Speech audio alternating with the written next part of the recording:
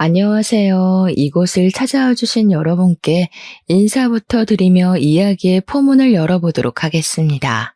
저는 지금 40대에 접어든 아이를 키우고 있는 주부이고요.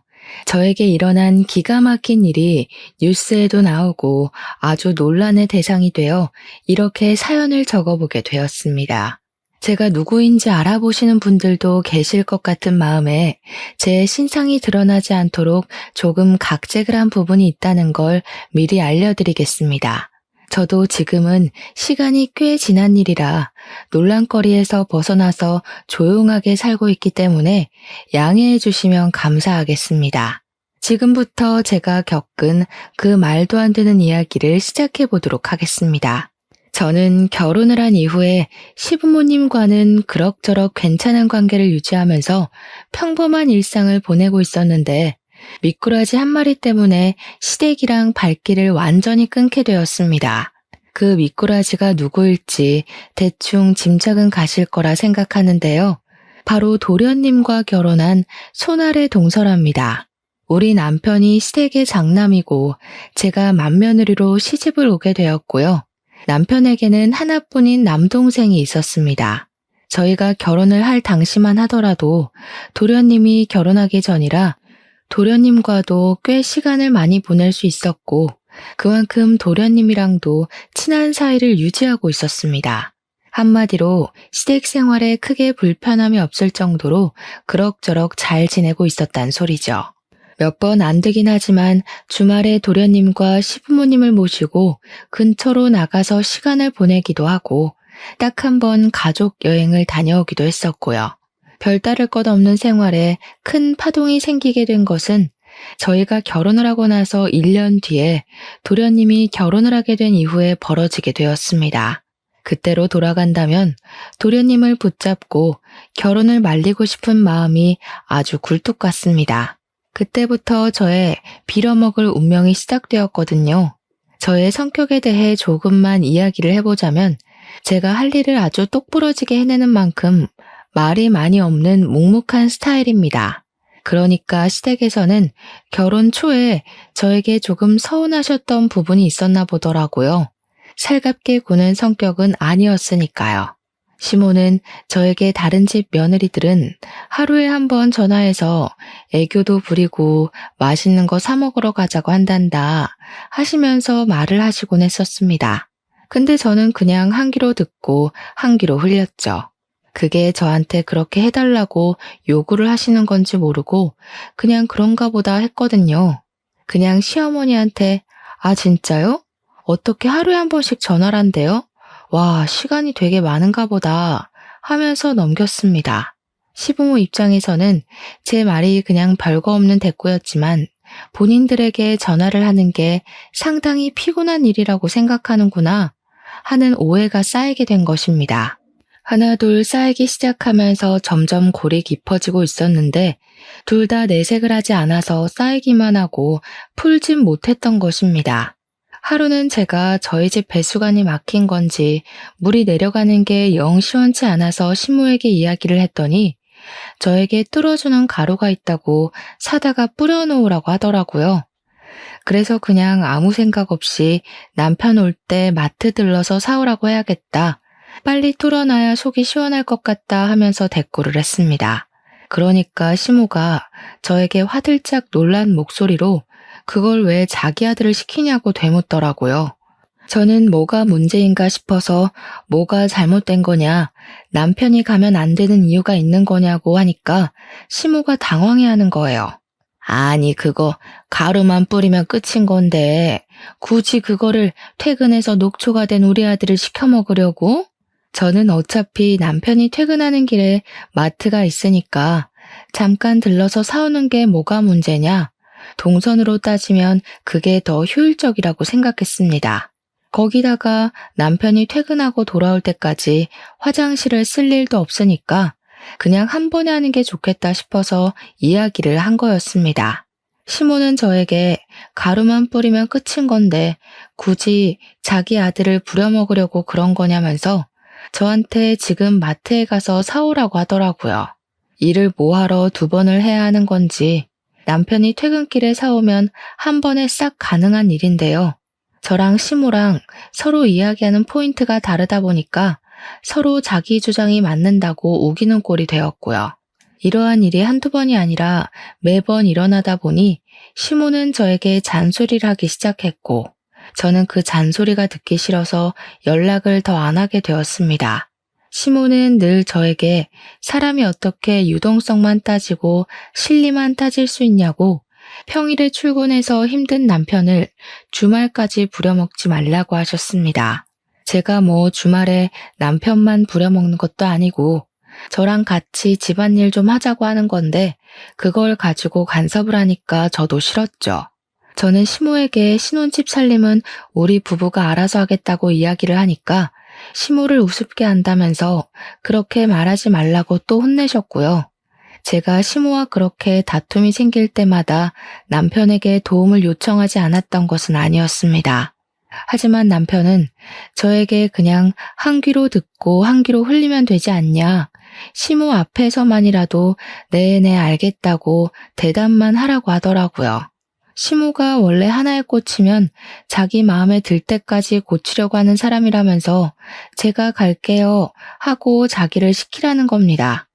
그러면 서로 간섭 안 받고 편해질 수 있다고 이야기를 하는데 저도 이게 계속 반복되니까 남편이 시키는 대로 하게 되더라고요. 그렇게 시모와 사이가 애매해지고 1년이라는 시간 동안 감정만 서로 캐캐 묵은 채로 지내다가 도련님이 결혼하겠다고 여자를 소개해주겠다고 했습니다. 정말 오랜만에 시댁에 방문을 하게 되었는데 시모가 저에게 손님이 오는 거니까 음식 같은 걸 같이 좀 해줬으면 좋겠다고 하시더라고요. 어려울 거 없는 일이라 알겠다고 하고 신이 나서 시댁으로 방문을 하려는데 시모가 저에게 미리 장을 좀 봐오라고 하셨습니다. 제가 그렇게 좋아하는 유동성에 실리를 따지는 일 아니겠냐며 오는 길에 들러서 와라 하면서 장볼 목록을 보내주셨습니다. 시모가 뒤끝있게 구는 꼴이 좀 불편했지만 좋은 게 좋은 거다 하는 마음으로 장을 봐서 시댁으로 갔습니다. 동서가 생긴다는 마음에 신나기도 하고 설레기도 하고 얼른 보고 싶다는 생각뿐이었습니다. 마트에 가서 시모가 적어준 목록들의 재료를 사서 갔더니 저한테 재료 사온 걸 보더니 영수증을 달라고 하시더라고요. 저는 장본값을 돌려주시려고 하시나 보다 하고 영수증을 드렸는데 막 꼼꼼하게 보시더니 아이고 이거는 시장이 싼데 하시는 거예요. 저는 순간 제가 뭘 잘못 들은 건가 싶었습니다. 제가 어리둥절해 있는 상황에도 시모가 혀를 끌끌 찼어요. 설탕은 뭘 이렇게 큰 걸로 사왔냐, 허브솔트는 또 뭐냐, 이런 건 필요 없는데 이러면서 시모가 돈을 줄 것도 아니면서 꼬투리를 잡더라고요. 저도 그냥 듣고 있기 싫어서 시모한테 남으면 제가 가져갈게요 했습니다. 그랬더니 시모가 뭘 가져가냐고 남으면 집에서 두고두고 쓰면 된다고 하시대요. 아니 뭐 어쩌라는 건지 한숨이 절로 나오더라고요. 도련님이 7시쯤 온다고 약속을 잡아놨던 터라 5시부터 준비를 하고 있는데 한 30분쯤 지났나? 도련님이 동서와 함께 집을 방문했습니다. 시모가 놀래서 왜 벌써 왔냐고 아직 아무것도 준비된 것 없다고 하니까 동서가 너무 밝게 어머님 안녕하세요 하고 인사를 하더라고요. 그 인사톤에서 느껴지는 게 저와는 정반대되는 성격을 가지고 있구나 하는 걸 직감적으로 알게 되었습니다. 그러면서 자기가 좀 도와드릴까 싶어서 일찍 찾아왔다면서 주방은 북적북적한 게 즐겁고 재미있잖아요 하더라고요. 자기가 학교 급식실에서 영양사로 일을 하고 있다면서 요리에는 자신 있다고 옷을 정리하고 주방으로 오는데 시모랑 저랑 둘 다 깜짝 놀랐습니다. 동서의 머리 색깔이 정말 TV에 나오는 아이돌 가수 마냥 핫핑크색으로 염색이 되어 있더라고요. 제가 머리색을 보고 놀란 얼굴을 하니까 동서가 자기가 튀는 걸 좋아해서 매번 이 색으로 염색을 하고 있다고 말을 하더라고요. 학교 급식실에서 일을 하는데 머리색이 그렇게 화려해도 되냐고 물어보니까 오히려 학생들이 좋아한다고 하더라고요. 말없이 요리를 하기 시작했는데 사실 제가 요리를 잘 못하거든요. 칼질에 소질이 없다고 해야 하나 어떻게 썰어도 모양이 안 예쁘게 썰려요. 그런데 동서가 손을 씻고 오더니 자기가 주방에서 쓰는 칼이라면서 조리도구를 촤르르 꺼내더라고요. TV에서 셰프들이 쓰는 듯한 조리기구들이 쫙 시모 주방에 깔리는데 저랑 시모랑 둘 다 눈 휘둥그레지게 떴죠. 동서가 시모한테 자기가 하고 있을 테니까 쉬고 있으라면서 뚝딱뚝딱 하는데 제가 옆에서 거들겠다고 재료들을 손질하고 있었거든요. 그러니까 동서가 저를 보더니 의아한 얼굴을 하면서 갑자기 누구냐고 묻는 게 아니겠습니까? 여태 인사 잘해놓고 갑자기 누구냐고 물어보니까 저도 당황스러워서 얼어있는데 시모가 저를 소개해줬습니다. 동서한테 형님 될 사람이라고 우리 집 맏며느리라고 하니까 동서가 당황해하면서 말을 하더라고요. 어머, 형님, 몰라봬서 죄송해요. 칼질이 너무 서툴러서 맏며느리실 거란 생각을 못한 거 있죠? 근데 그 말이 교모하게 저를 연맥이는 것 같은 느낌이 들더라고요. 제가 어? 하면서 동서를 바라보는데 저를 보고 너무 환하게 웃는 겁니다.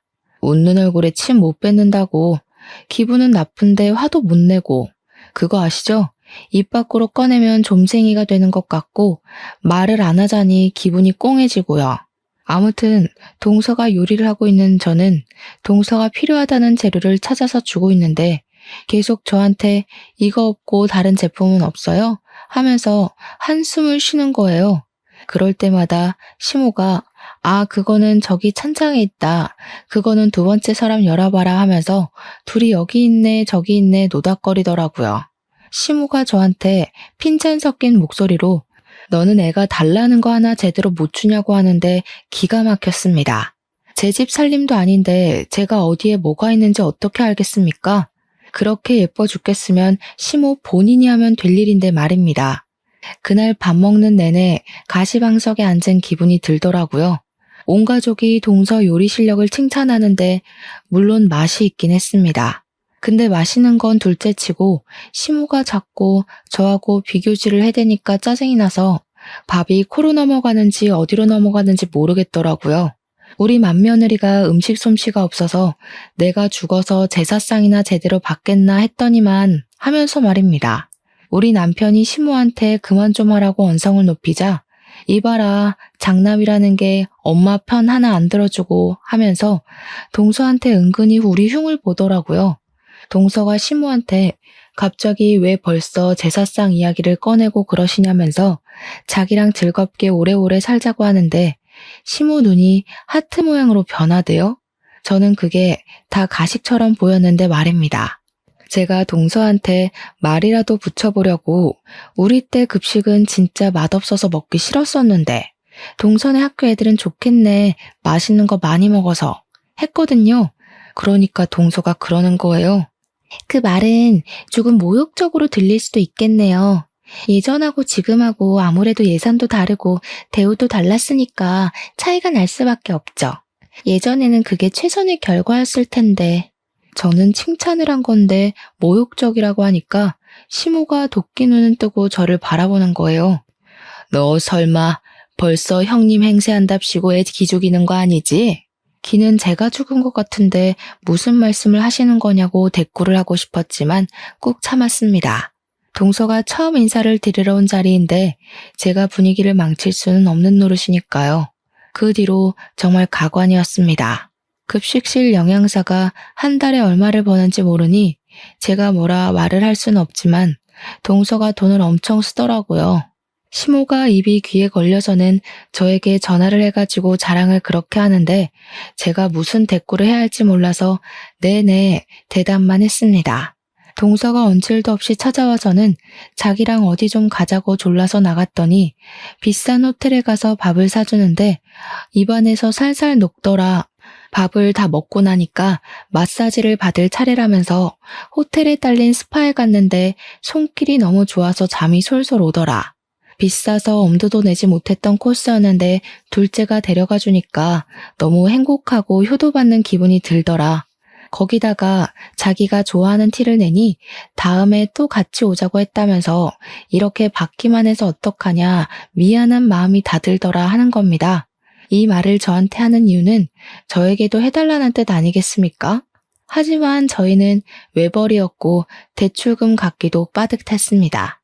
제가 선뜻 저랑도 한번 가시죠 하는 말을 꺼내지 않으니까 시무가 오기가 생긴 건지 동서한테 자기도 무언가를 해줘야겠다고 하더라고요.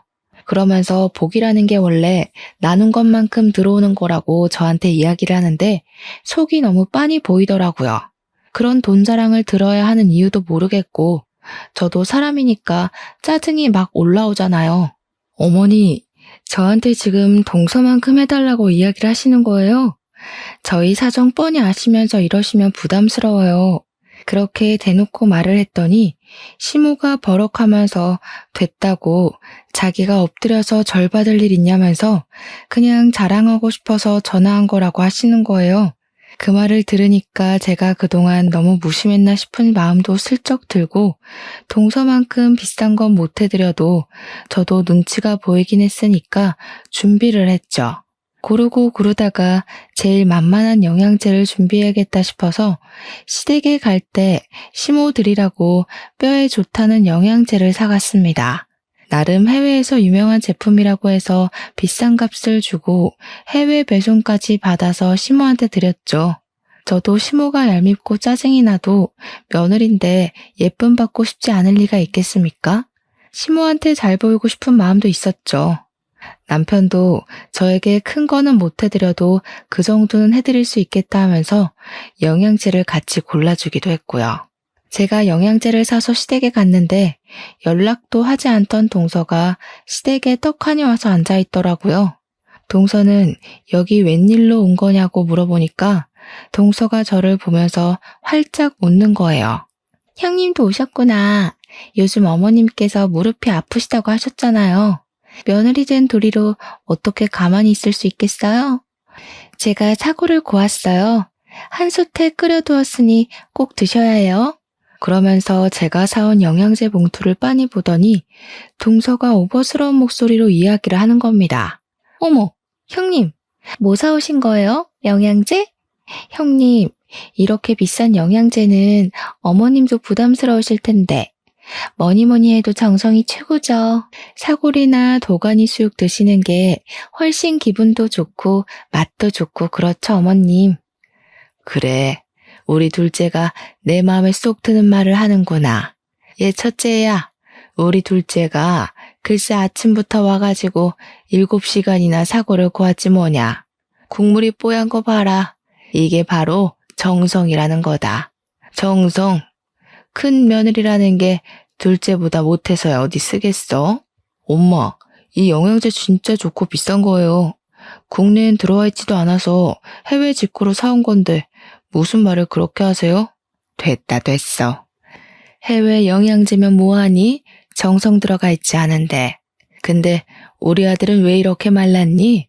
집에서 밥도 못 얻어먹는 거 아니야? 우리 둘째 아들처럼 살이 오르면 얼마나 좋아. 집에서 둘째 며느리가 잘 챙겨주는지 얼굴이 엄청나게 좋아졌다. 저한테 혀를 끌끌 차면서 이야기를 하시는데 속이 정말 많이 상하더라고요. 손 벌벌 떨면서 카드 3개월 할부까지 해서 사간 영양제였는데 사골국보다 못하다는 소리를 들으니 제 기분이 좋겠습니까? 거기다가 우리 남편이 요즘 건강 챙긴다고 운동을 해서 살이 빠진 거거든요. 그것도 제가 마치 제대로 먹이지 않아서 살 빠진 거 마냥 이야기를 하니까 속상했죠.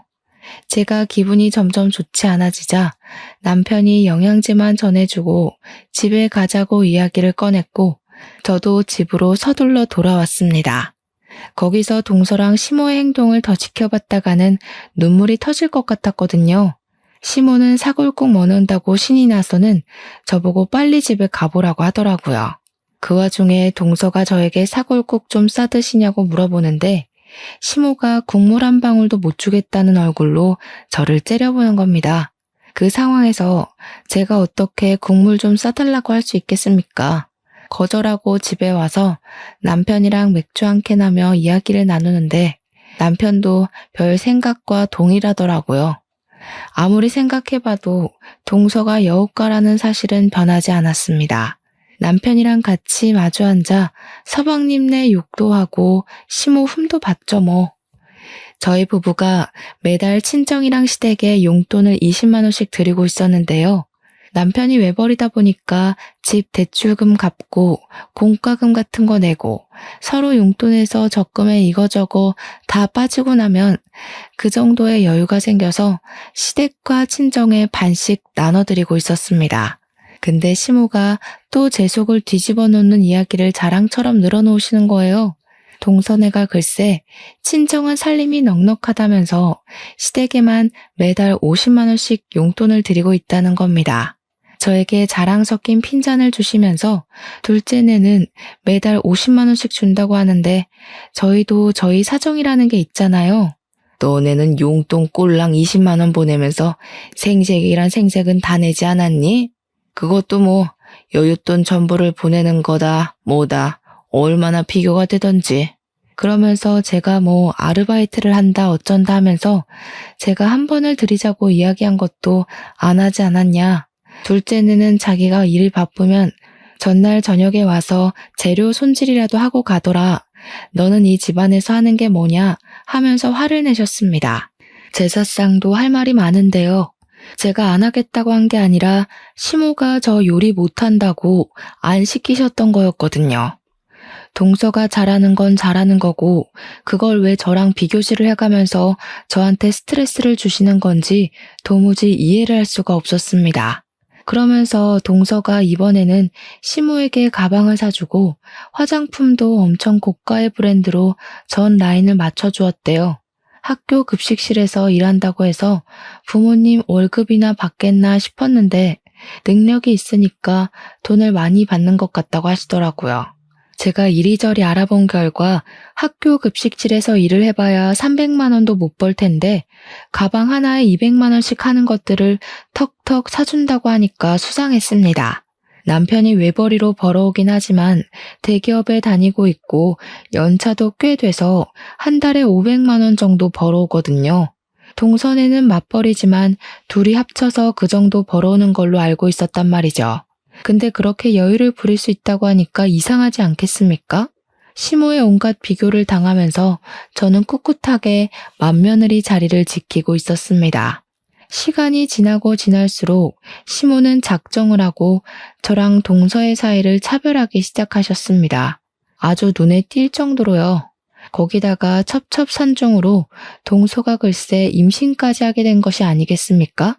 저희 부부는 아이를 가지려고 노력 중이었지만 아이가 들어서지 않고 있었고요.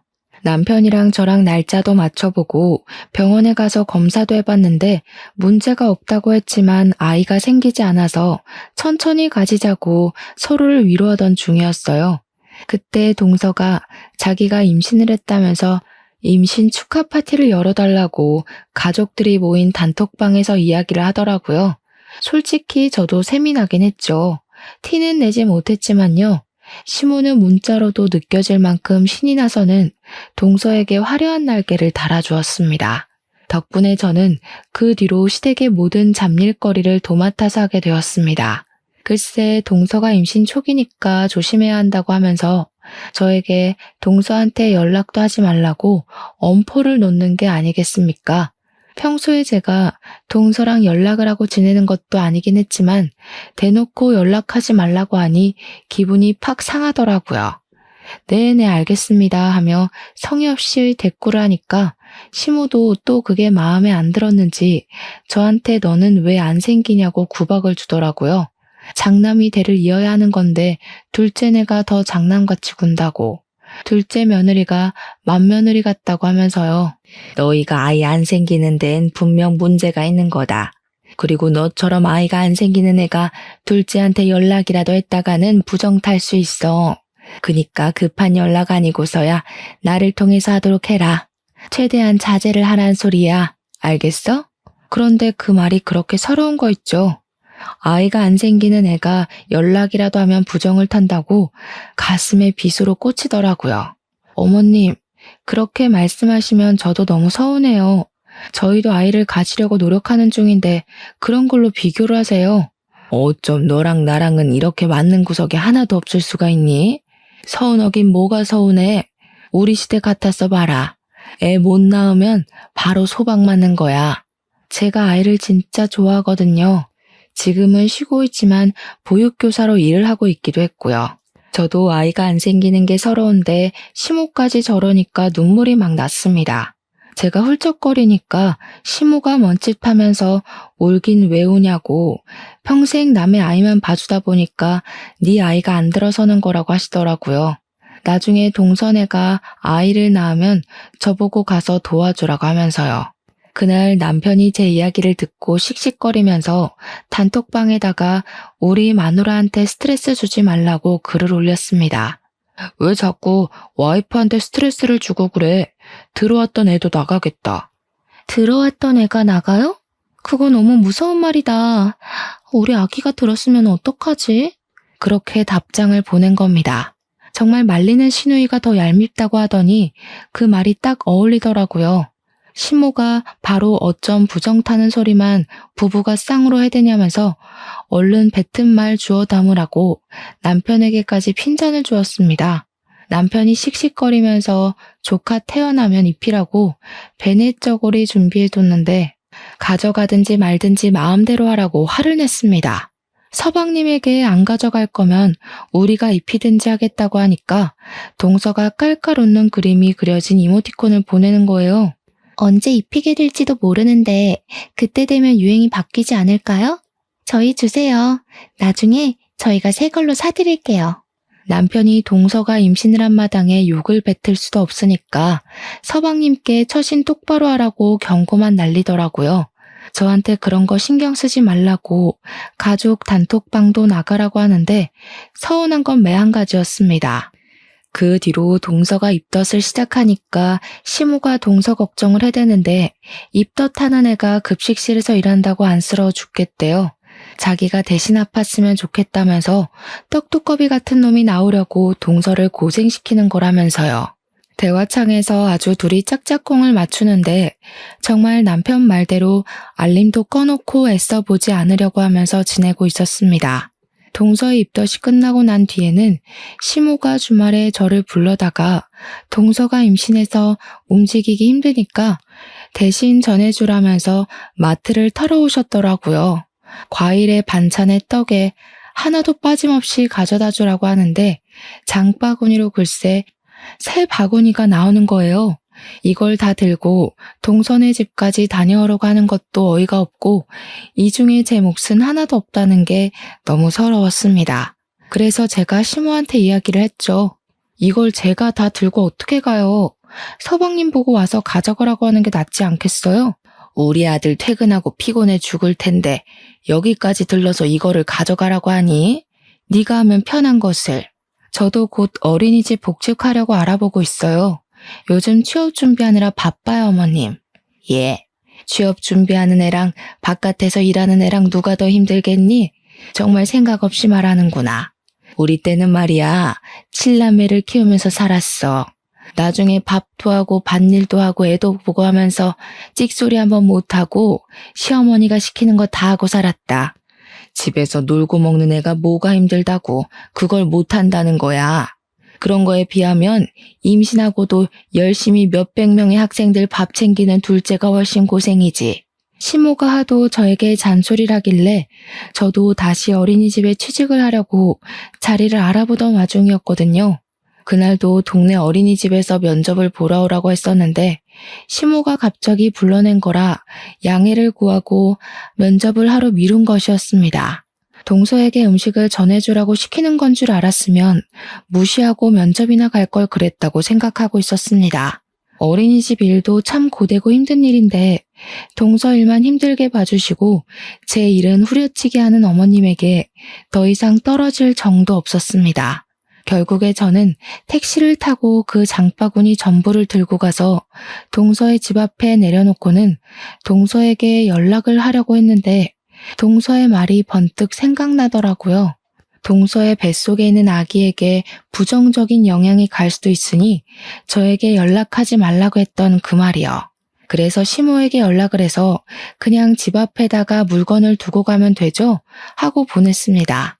시모가 화들짝 놀라면서 그 안에 들어있는 떡이 상하면 안 된다면서 저에게 냉장고에 다 정리를 해서 넣어주고 가라는 겁니다.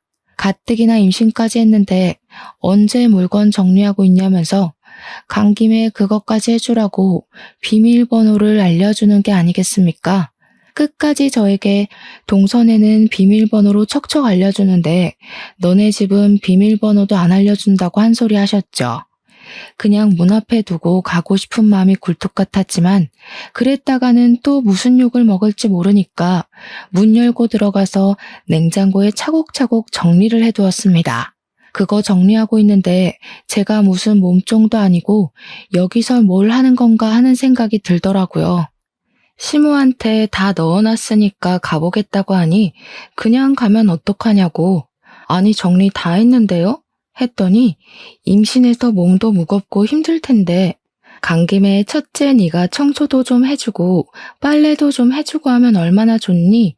정리 좀 해줘라 하는 거예요. 제가 동서네 집을 휘젓고 다니는데 동서한테는 훨씬 불편한 일 아닐까요? 너는 내가 시키면 그냥 알겠습니다 하는 법이 없니? 집안일도 제대로 못하는 개야? 임신했다고 제가 이런 것까지 일일이 챙겨주는 게 더 이상하죠, 어머님. 너는 손윗사람이 돼서 아랫사람에게 베풀 줄도 모르는 개지. 질투하는 거니 지금?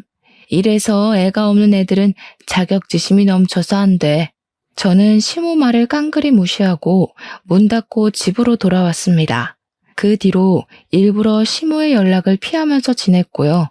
몇 주 뒤에 동서 뱃속의 아이 성별이 딸이라는 게 밝혀진 뒤 시모가 조금 서운해하더라고요. 그래도 시부가 손녀도 귀한 자식이라면서 잘 넘어갔고 동서랑 시모는 둘이 마사지도 받으러 다니고 데이트도 하고 잘 놀러 다니더라고요. 일부러 보란 듯이 저에게 사진을 막 보내는데 해탈하고 나니까 그냥 우습게 여겨졌습니다. 남편이랑 저랑은 둘이서 저를 씹든 말든 우리끼리나 행복하게 잘 살자 하고 무시했는데 어마어마한 사건이 터지고 말았습니다. 어느 날 친구들이 인터넷에서 난리난 사건 알고 있냐면서 그 링크 하나를 보내주더라고요. 제 친구들이 전부 대학 동기라 유아교육과를 나온 친구들이고 보육교사로 일을 하고 있었거든요. 그 내용은 급식실 위생에 대한 고발 내용이 적힌 글이었고 교사들이 이용하는 커뮤니티에 올려진 글이었습니다. 친구들은 어린이집은 위생 인증을 철저하게 하는데 고등학교는 다른가 봐 하면서 매달 감사가 나오지 않나? 하면서 떠들더라고요. 글을 제대로 정독해보니 고등학교 급식실 영양사를 고발하는 내용이었는데 조리실에서 일하시는 분이 양심 고백을 한 내용이었습니다. 학교 이름이랑 영양사 성이 나와 있는데 글쎄 좌씨인 거예요. 저희 동서 이름이 좌영미거든요.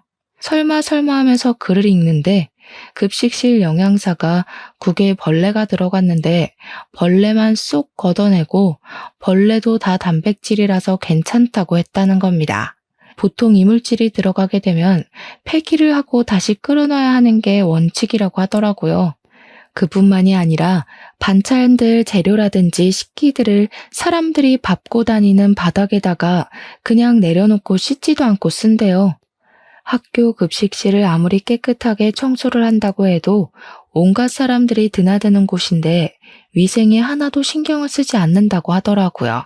애들이 까다롭게 군다고 일일이 어떻게 식성을 맞추겠냐면서 조미료를 팍팍 넣으라고 하질 않나. 그 안에서 무리를 만들어서 왕따도 시킨대요. 젊은 조리사가 하나 왔는데 그 여자가 마음에 안 든다면서 친한 사람들끼리 왕따를 시켜서 결국 일도 그만두게 했다고 갑질을 했답니다. 글쎄. 김치도 국내산이라고 속여서 중국산 싸구려를 들여온다고 이런 영양사는 급식실에서 추방시켜야 한다는 내용이었습니다. 이게 소소하게 교사들이 이용하는 사이트였기 때문에 크게 화두에 오르진 않았지만 저는 느낌이 딱 왔습니다. 세상에 좌씨가 우리 동서 하나만 있는 건 아니라고 하지만 고등학교 급식실인 것도 그렇고 느낌이 딱 오더라고요. 거기다가 그 중간에 급식실 영양사가 머리를 맨날 염색해와서 반찬에 섞여 들어가도 티가 안 난다고 적혀 있었거든요. 동서가 매번 핑크색 머리만 고집한다고 말씀드린 거 기억하시죠? 쎄한 느낌은 저를 소름 돋게 만들었죠. 동서가 그동안 저에게 못되게 군 것도 있고 한번 호되게 복수를 하고 싶은 마음에 저는 기관을 이리저리 찾아보았습니다. 하지만 급식실을 정확하게 고발할 수 있는 기관이 없더라고요. 교육청에 말해봐야 바쁘다는 핑계로 일을 미루기 일쑤였으니까요. 모든 사람이 한 방에 알 수 있는 방법이 없을까 고민하다가 저는 고발 유튜버를 찾아내게 되었습니다. 제가 그 유튜버에게 직접 제보를 했고요. 유튜버는 무척이나 흥미로워하면서 잠입 취재를 하겠다고 결정을 내렸습니다. 그 뒤로는 일이 아주 일사천리였습니다. 유튜버가 식재료를 납품하는 곳 직원인 척하면서 급식실 상태를 몰래카메라로 촬영을 싹 한 거죠. 청소가 얼마나 안 되어 있는지 영양사가 급식 시간 전에 체크도 하지 않았고 휴대폰만 만지면서 농땡이를 치고 있는 모습부터 시작해서 모든 게 가관이었습니다. 그날도 김치에서 이물질이 나왔는데 대충 먹으라고 학생들에게 큰 소리를 치는 장면도 있었고요. 납품받은 식재료 상태가 전부 물러터지고 상한 부분이 보일 정도로 별로였던 거죠. 근데도 영수증에는 고가의 재료값이 찍혀 있었고요. 유튜버는 제가 보낸 글이 사실인지 아닌지 확인을 하러 갔다가 아주 제대로 건수를 잡은 것 같다며 저에게 회신을 주었습니다. 저는 동서를 고발하고 설마 아니면 어떡하지 하며 불안해했다가 사실이라는 걸 알게 되어 복수심에 가슴이 두근거렸습니다. 유튜버는 1차적으로 영상을 정리해서 업로드를 했고 그 영상을 본 학생들부터 학부모까지 전부 학교에 항의를 넣기 시작했습니다. 학교에서 진상조사가 들어가게 되었는데 우리 동서의 짓이 분명한 것들이 점차 드러나기 시작했습니다. 일단 식재료의 상태부터 점검에 들어갔고 급식실의 위생 상태까지 전부 다 학교 조사에서 드러나게 되었습니다. 청소를 안 하고 설거지도 대충 물로 한 것이 들통이 났고 식재료 납품 업체로부터 동서가 뒷돈을 어마어마하게 챙긴 것까지 싹 다 걸리고 말았습니다. 교직원이랑 짜고 업체 선정부터 뒷돈을 받아 챙겼고 영수증에 납품가를 올리고 중간 수수료를 챙기는 식으로 배를 불리고 있었던 것입니다. 당연히 유튜버는 학교에 양해를 구하고 그 부분까지 전부 정리를 해서 업로드를 하게 되었습니다. 학교 측에서도 이 일에 대한 책임을 동서 한 사람에게 몰아버리는 것이 처리하기 훨씬 수월했으니 유튜브에 올라가는 게 득이 되었던 것이었죠. 후속 보도가 나가게 되면서 많은 사람들이 급식실 이야기를 하게 되었고 시댁의 귀에도 들어가게 되었습니다. 제가 그 유튜브를 시댁 단톡방에 딱 올렸거든요. 거기다가 사건이 커지면서 뉴스에도 보도가 되게 되었는데 얼마나 상세하게 나오던지 우리 동서의 분홍색 머리카락까지 싹 찍힌 겁니다. 모자이크에 음성 변조가 되었다고 해도 핑크색 머리는 강렬하더라고요. 까막눈인 사람도 우리 동서인 것을 알아볼 수 있을 정도로요. 시모는 둘째 며느리 자랑을 엄청나게 하고 다녔는데 누가 봐도 둘째 며느리로 보이는 사람이 뉴스에 나왔으니 뒤집어졌습니다. 시모 전화기에 뉴스에 나온 거 너네 둘째 며느리 아니냐면서 연락이 엄청나게 쏟아져서 휴대폰을 꺼두기까지 했다고 하더라고요. 동서는 결국 계속된 수사에 모든 것을 자백하게 되었고 뇌물 혐의에 애들 먹는 걸로 장난친 것, 식품위생법까지 위반한 사실을 말입니다. 당연히 크게 화두에 올랐기에 징역살이가 확정나게 되었고 시모는 당장 이혼을 하라면서 서방님에게 난리를 치기 시작했습니다. 서방님은 당장 아이가 뱃속에 있는데 어떻게 이혼을 하겠냐며 골머리를 썩고 있었습니다. 동서는 자기한테 비싼 변호사를 선임해주지 않아서 이렇게 된 거라면서 시모와 서방님에게 자기가 해준 게 얼만데 이런 취급을 하냐고 펄쩍 뛰었습니다. 시모한테 그동안 선물 사주고 좋은 데 데려가고 한 돈이 전부 뒤로 챙겨서 받아먹은 돈이었더라고요. 시모는 자기도 잡혀가는 거 아니냐면서 저에게 전화를 해서 벌벌 떨었는데 저는 얼마나 고소했는지 모릅니다. 대놓고 고소한 티를 낼 수는 없었지만 시간이 지날수록 아수라장이 되어가는 현장이 너무 재미있었죠. 동서는 교도소에서 아이를 낳게 생겼다면서 울고불고하고 결국 시부모가 나서서 이혼을 하라 종용한 덕에 서방님은 동서랑 이혼을 했고요. 동서가 교도소에서 편지를 써서는 애는 네가 키우라고 자기는 못 키운다고 난리를 부렸습니다. 둘이 그걸로 한참 실랑이를 벌이다가 결국 서방님이 키우기로 결정이 났는데 시모가 저를 불러다가 정신 나간 소리를 하더라고요. 남자 혼자서 애를 어떻게 키우겠니? 너희 부부가 애도 없으니 입양해서 키우는 게 좋겠구나. 어차피 핏줄이기도 하고 우리 둘째 재혼할 거 생각하면 아이는 짐덩어리지 그것도 딸인데. 너네가 이러려고 애가 안 들어졌나 보다. 그 말에 남편이 열이 받아서 시댁 밥상을 뒤집어 엎었습니다. 그게 지금 우리한테 할 말이야? 똥은 자기들끼리 신나게 싸질러 놓고 수습을 우리한테 하라는 게 말이나 된다고? 앞으로는 이 집 근처로 발길도 들이지 않을 거야. 그렇게 구박할 때는 언제고 이제 와서 핏줄이 뭐? 애를 키워? 엄마 진짜 그렇게 살지 마. 결국 동서가 교도소에서 아이를 낳고 출생신고를 한 뒤에 바로 서방님께 아이만 덜렁 보냈다고 하더라고요. 이렇다 저렇다 말도 없이 아이만 덜렁 시댁으로 보내지는 바람에 무척이나 당황스러워했다고 하던데 저희가 뭐 알 바인가요? 저희는 남편의 선언대로 시댁에 발길도 하지 않았고 3년이라는 시간을 보내게 되었습니다. 3년 뒤에 또 한 번 시댁이 발칵 뒤집어졌죠. 동서가 출소를 했고 서방님께 다시 합치자고 애를 부부가 키워야지 한 사람이 키우는 게 말이 되냐고 끈질기게 들러붙었다고 하더라고요. 그런 와중에 손녀딸의 얼굴이 이상하게 서방님을 점점 닮지 않는 것 같은 기분에 몰래 친자 검사를 시부가 진행을 했더니 글쎄 친자 불일치가 나온 겁니다. 시부가 열이 받아가지고 결과지 받자마자 집에 찾아온 동서의 뺨을 후려치고 이 애는 누구 애냐고 애 데리고 당장 사라지라고 했대요. 동서는 사색이 되어서 도망가고 그 뒤로 뭐 법적 소송에 애한테 들어간 돈 다 받아내겠다고 거품 물고 개싸움을 하고 있다고 하더라고요. 그렇게 시댁에서 난리가 난 동안 저희에게 정말 소중한 생명이 찾아오게 되었고 법적 공방이 이루어지는 내내 무럭무럭 제 뱃속에서 자라고 있었습니다. 저는 솔직히 딸을 조금 더 바랬지만 뱃속의 아이는 아들이었습니다.